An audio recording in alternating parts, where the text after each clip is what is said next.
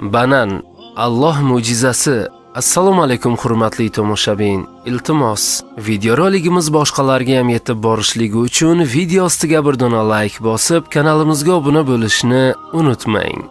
Bir yigit shunday hikoya qiladi. Ishdan uyimga odatiy payt, ya'ni kech qaytayotgandim.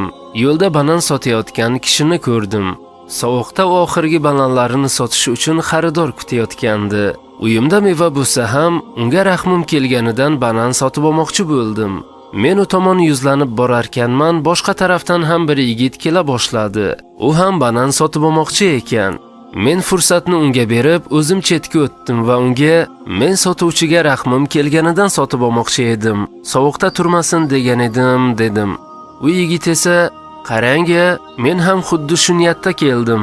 Menga banan olish zarur emasdi, dedi.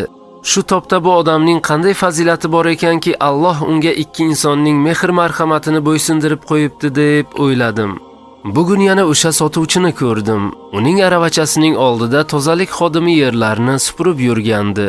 U sotuvchi xaltaga bir nechta bananni solib unga berdi. Shu yerda bir muhim haqiqatni angladim. Alloh yaxshi ko'rgan insonlarga boshqalarning qalbini musahhar qilar ekan. Kim yaxshilik qilsa, Allohning o'zi unga bildirmasdan o'z huzuridan yordam qo'shinini yuborar ekan. Hazrat Ali raziyallohu anhu dedilar: "Ehsonni lozim tut. U eng afzal ziroat, eng daromad keltiruvchi tijoratdir." Yo Alloh, bizlarni ham mana shunday yaxshilik ulashuvchilardan etgin. Hurmatli tomoshabin, agarda siz kanalimizda yangilardan bo'lsangiz, albatta kanalimizga obuna bo'lishni unutmang.